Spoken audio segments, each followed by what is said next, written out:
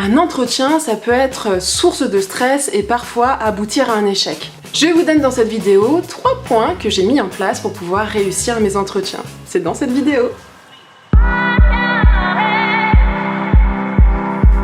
Hey, salut tout le monde!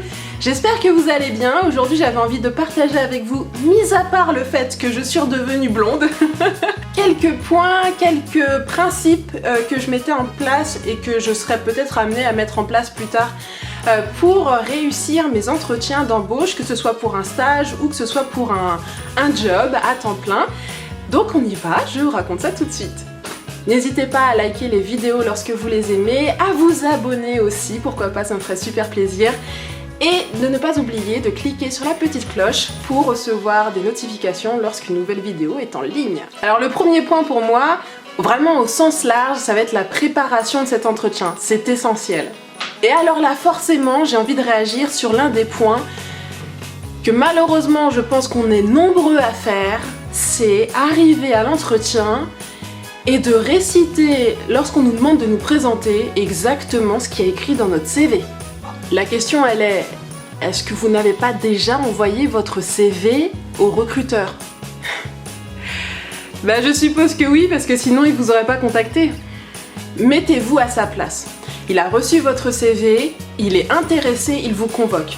La dernière chose qu'il a envie, c'est que vous soyez en face de lui et lorsqu'il vous dit présentez-vous, que vous lui récitiez à nouveau tout ce qu'il a déjà vu et ce pourquoi il vous a convoqué aujourd'hui. Alors ok, c'est bien beau tout ça, mais de quoi on parle alors? Comment on se présente? Alors gardez en tête ce principe, l'entretien c'est le moment que vous devez utiliser pour vous mettre en valeur. Amenez le recruteur à vous interroger, à aborder des sujets sur lesquels vous êtes pleinement à l'aise et aussi des expériences professionnelles réussies que vous avez envie de partager avec lui. Alors vous pouvez citer des expériences professionnelles qui sont en relation avec les compétences qu'il recherche pour le poste et agrémenter ces expériences professionnelles avec des exemples concrets qui vont mettre l'eau à la bouche au recruteur. N'en dites pas trop, suscitez vraiment son intérêt, donnez-lui l'eau à la bouche, il faut vraiment en profiter. Vous allez le voir, lorsque vous allez susciter son intérêt avec une expérience professionnelle par exemple, il va prendre des notes et ça va faire matière de quelque chose à développer à la suite de votre présentation avec lui. Et là, c'est bien joué. Je vous conseille aussi vivement, et je pense que beaucoup d'entre vous le font déjà, c'est évident, de vous renseigner sur la société, sur le groupe pour lequel vous postulez, avoir bien en tête les compétences qui sont recherchées pour ce poste, donc la fiche descriptive du poste, pour pouvoir vraiment au mieux adapter votre discours et vos expériences. Le deuxième point, c'est que je vous invite vraiment à être serein et confiant. Ouais, mais c'est pas si facile d'être détendu.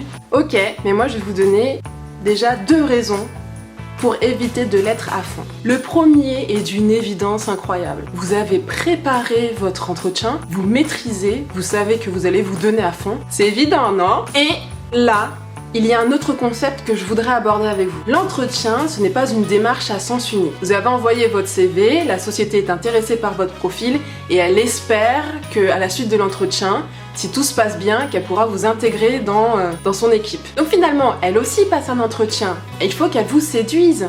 C'est d'ailleurs pour ça que dans une partie de l'entretien, en première ou en deuxième, et souvent en première partie, c'est le recruteur qui se présente à vous et qui vous donne aussi les aspects de séduction qui pourraient faire que vous acceptiez le poste. Comprenez bien que la société aussi, elle est dans l'attente d'une réponse de votre part. Parce qu'il se peut bien que si finalement elle vous a pas suffisamment séduite, que vous décidiez de ne pas travailler pour eux. Ça, c'est quelque chose que j'ai toujours gardé en tête. À partir du moment où je l'avais intégré, que eux aussi passaient un entretien, que je n'étais pas juste dans une situation où on allait m'observer, me juger, mais c'était aussi à moi de prendre position et qu'on allait avoir un échange mutuel sur nos intérêts à chacun, de pouvoir travailler ensemble.